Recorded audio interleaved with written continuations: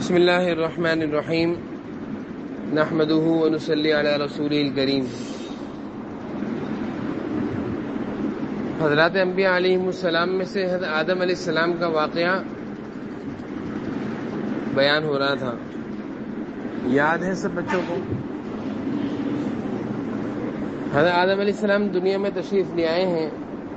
اللہ تعالیٰ نے ان کو یہ فرمایا کہ اب آپ ایسا کریں، جنت میں سے آپ چلے جائیے اور دنیا میں رہیے۔ اللہ تعالیٰ کی طرف سے حضرت آدم علیہ السلام آسمانوں سے دنیا کی طرف اتار دیے گئے، صحیح، آسمانوں سے دنیا کی طرف اتار دیا گیا۔ دنیا میں آنے کے بعد حضرت آدم علیہ السلام زمین پر رہا کرتے تھے۔ آپ کے دو بیٹے تھے۔ کتنے بیٹے تھے آپ کے؟ ایک کا نام تھا حابیل اور ایک کا نام تھا قابیل۔ حابیل اور قابیل دو بیٹے تھے۔ جیسے دو بھائیوں میں کبھی کسی بات پر ناچاقی اور اختلاف، لڑائی کسی بات پر، کسی چیز پر ہو جاتی ہے نا، کہ دو بھائی ہوتے ہیں آپس میں، ان دو بھائیوں کی آپس میں کسی بات پر لڑائی ہو گئی کہ مجھے یہ چیز چاہیے، بڑے بھائی نے کہا مجھے یہ چاہیے، چھوٹے بھائی نے کہا مجھے بھی یہی چاہیے، اب دونوں میں اختلاف ہو گیا، لڑائی ہو گئی۔ اسی طرح حضرت آدم علیہ السلام کے جو دو بیٹے تھے حابیل اور قابیل، ان دونوں میں بھی ایک بات پر اختلاف ہو گیا، کسی چیز پر اختلاف ہو گیا، اور وہ کیا تھا؟ توجہ سنو، کہ دونوں کا اختلاف بڑا اور جھگڑے کی نوبت آ رہی تھی۔ حضرت آدم علیہ السلام نے دونوں کے درمیان فیصلہ کیا کہ بھئی جو چیز تم مانگ رہے، مثال یہ کتاب ہے، اس کتاب پر دونوں بھائیوں کی لڑائی ہو رہی ہے۔ بڑا بھائی کہہ رہے ہیں مجھے چاہیے، چھوٹے بھائی کہہ رہے ہیں۔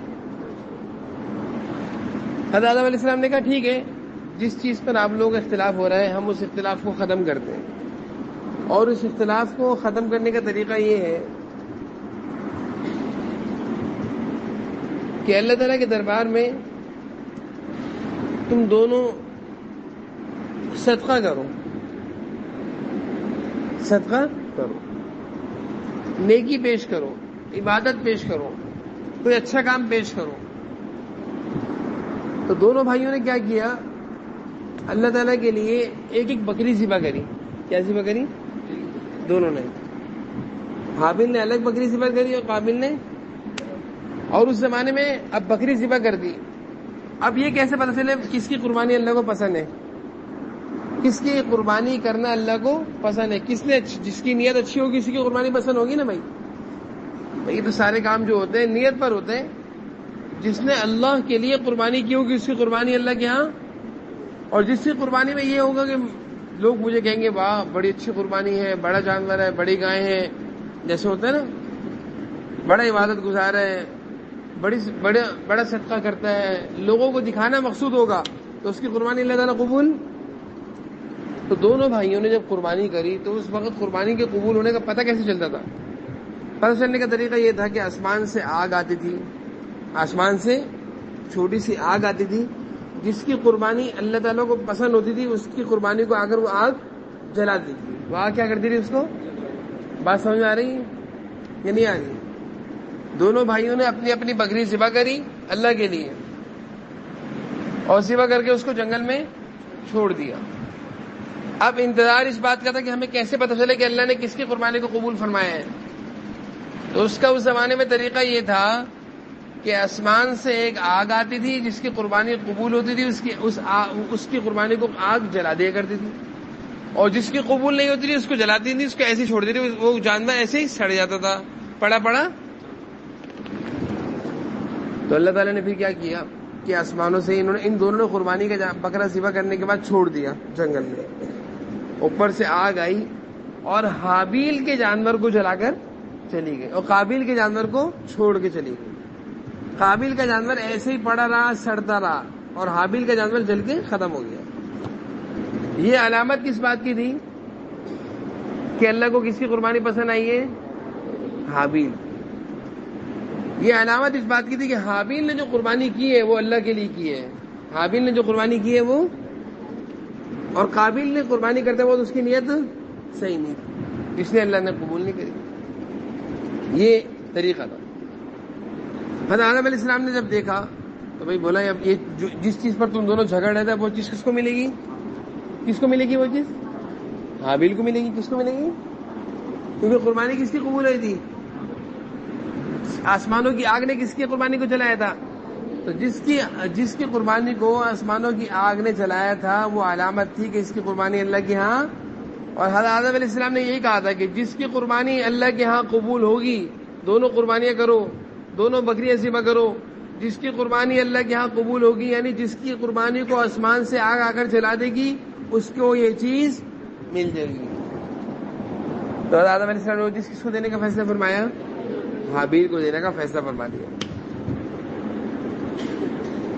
یہ جھگڑا حضرت آدم علیہ السلام نے جو دو بھائیوں کے درمیان ہوا تھا اس کو اس طرح نمٹایا. میری بات سمجھ میں آ رہی ہے؟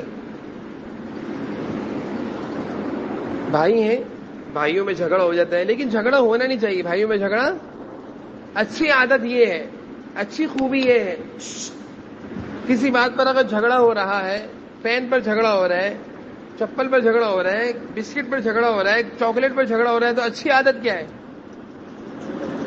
بولو سارے، دوسرے کو دے دو. چھوٹے والے بڑے سے کہیں بڑے بھائی آپ لے لیں، آپ بڑے ہیں، اور بڑے بھائی چھوٹے سے کیا کہیں آپ لے لیں آپ. یہ اچھی عادت. یہ کیا ہے؟ میری بات سمجھ میں آ رہی نہیں آ رہی ہے؟ کس کس کو آ رہی ہے میری بات سمجھ میں بتائیے؟ اچھی عادت یہ ہے کہ لڑنا نہیں ہے کسی بات پر جھگڑا. اگر ہم یہ عادت اپنے اندر پیدا کر لیں گے، اگر ہم اپنے اندر یہ عادت پیدا کر لیں گے تو جھگڑا ہوگا، لڑائی ہوگی، بھائیوں میں لڑائی ہوگی، بہن بھائیوں میں لڑائی ہوگی؟ نہیں ہوگی، نہیں ہوگی لڑائی. مثال ہے، گاڑی میں جا رہے ہیں، لڑائی ہو گئی اس بات پر کہ آگے والی سیٹ پہ کون بیٹھے گا. بڑے بھائی کہہ رہے ہیں میں بیٹھوں گا میں بڑا ہوں، چھوٹے بھائی کہہ رہے ہیں میں بیٹھوں گا میں چھوٹا ہوں. اب جھگڑا ہو گیا دونوں میں. بہن کہہ رہی میں بیٹھوں گی، جھگڑا ہو گیا. اب یہ جھگڑا کیوں ہوا ہے؟ یہ اس لیے ہوا کہ ہر ایک کیا چاہ رہا ہے کہ یہ چیز اگلی سیٹ مجھے مل جائے. ہر ایک کیا چاہ رہا ہے کہ اگلی سیٹ کس کو مل جائے.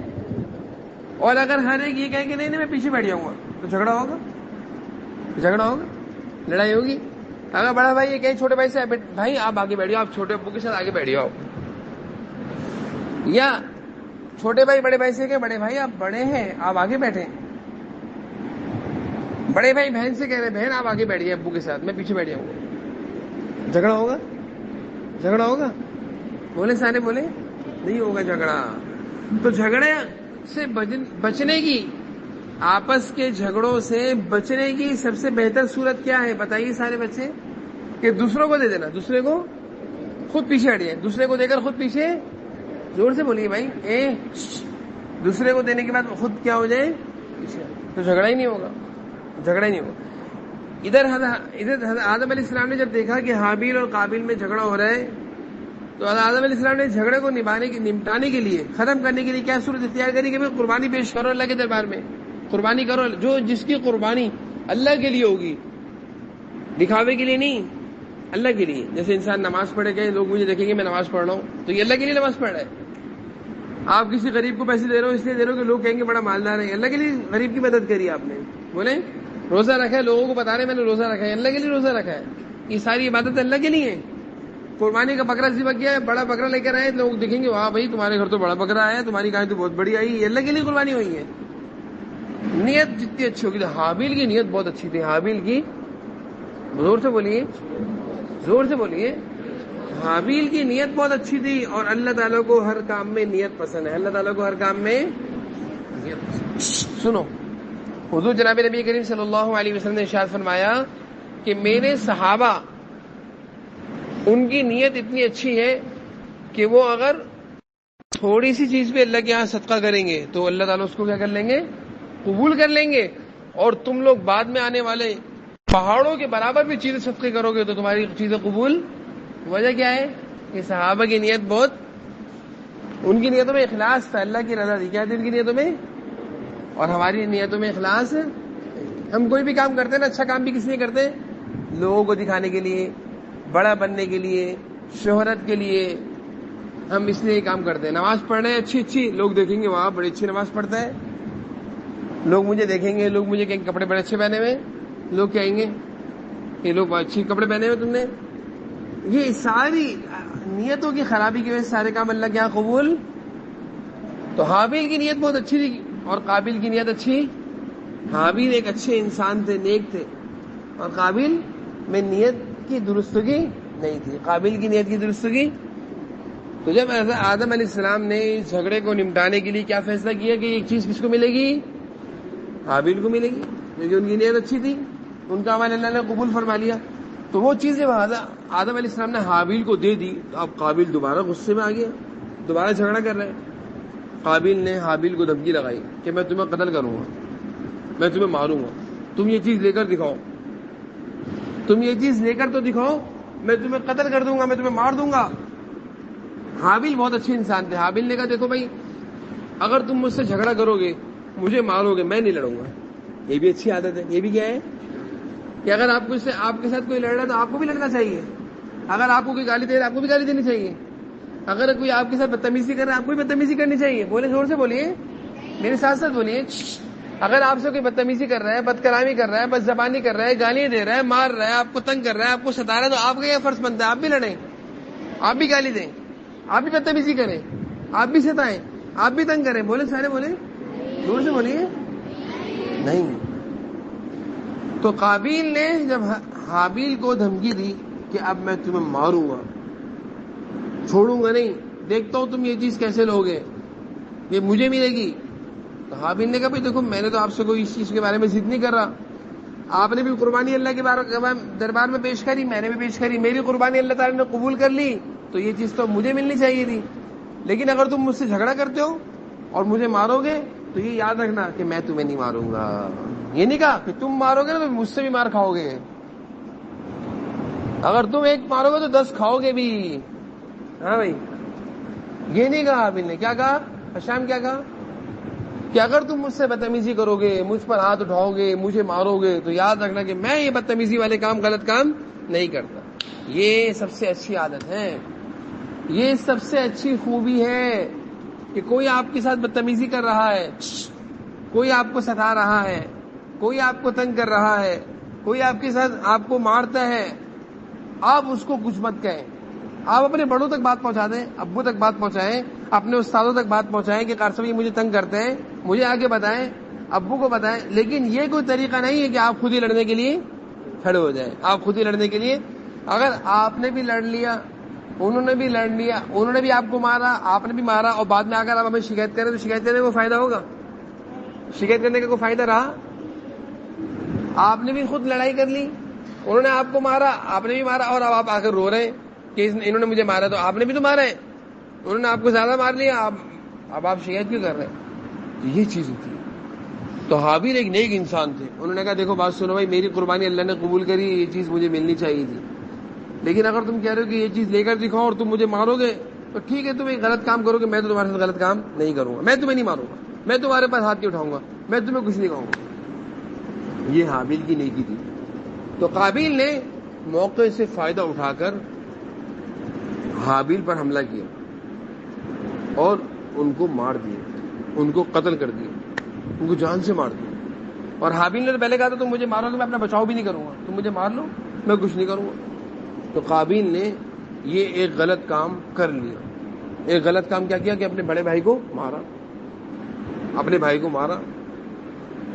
تو یہ غلط کام ایسا ان سے ہوا کہ دنیا میں اللہ تعالیٰ نے ایک ضابطہ بنا دیا کہ اب دنیا میں یہ والا غلط کام جو کرے گا سب کو اس غلط سالوں کے غلط کام کا گناہ کس کو ملے گا؟ قابل. کیونکہ دنیا میں اس برائی کی بنیاد کس نے رکھی سب سے پہلے؟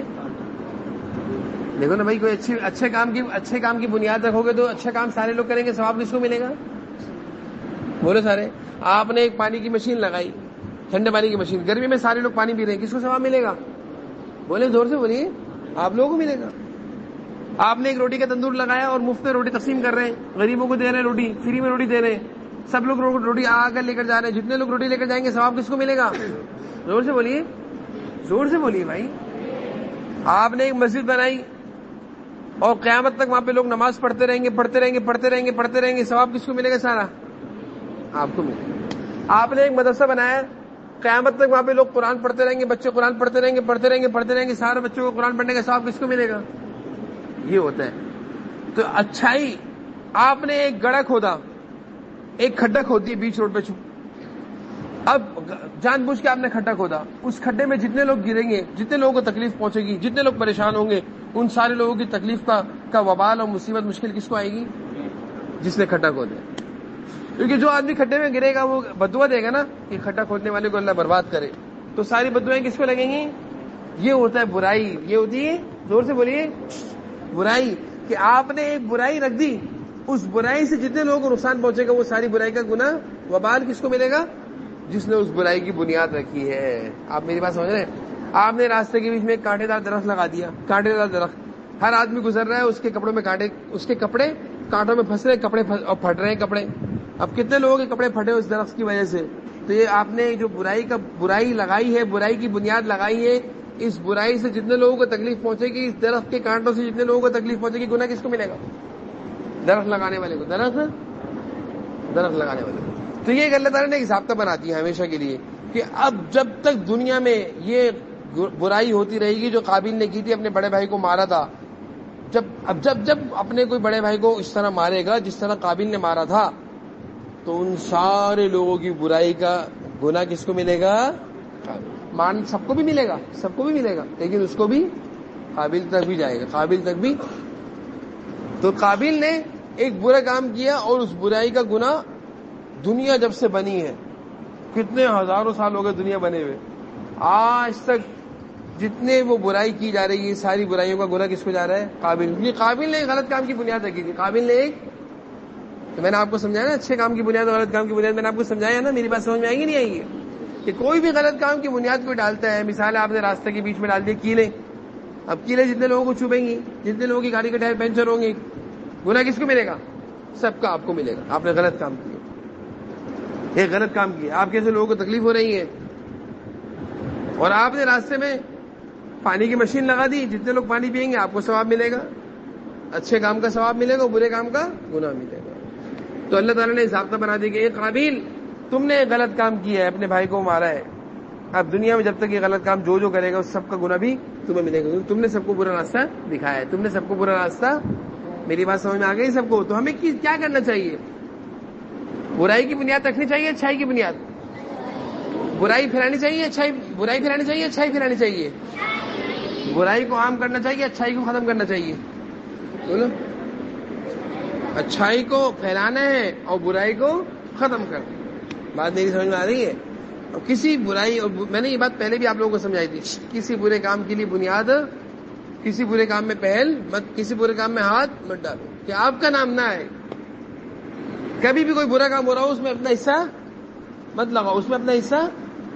کوئی یہ نہ کہے کہ اس برے کام میں یہ بھی شامل تھا, یہ بھی شامل تھا. جب چور پکڑا جاتا ہے, پولیس والے اس کو مارتے ہیں ڈنڈے, اور اس سے پوچھتے ہیں, ہاں بھائی تیرے ساتھ چوری میں کون کون شامل تھا, تو جو اس کے دوست ہوں گے وہ سب بھی پکڑ میں آئیں گے, نہیں آئیں گے, نہیں آئیں گے پکڑ میں. یہ کہ برے کام میں کبھی بھی حصہ نہیں ڈالنا چاہیے, بچنا چاہیے. اب سب کو میری باتیں سمجھ میں آ گئی ہیں, اچھی طرح آ گئی ہیں. اب ساری بات کا خلاصہ کیا نکلا؟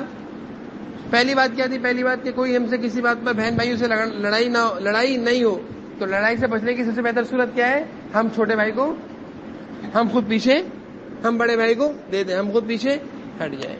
بات سمجھ میں آ رہی ہے نہیں آ رہی؟ جھگڑے سے بچنے کے لیے سب سے بہتر صورت یہ ہے. اور آخری بات میں نے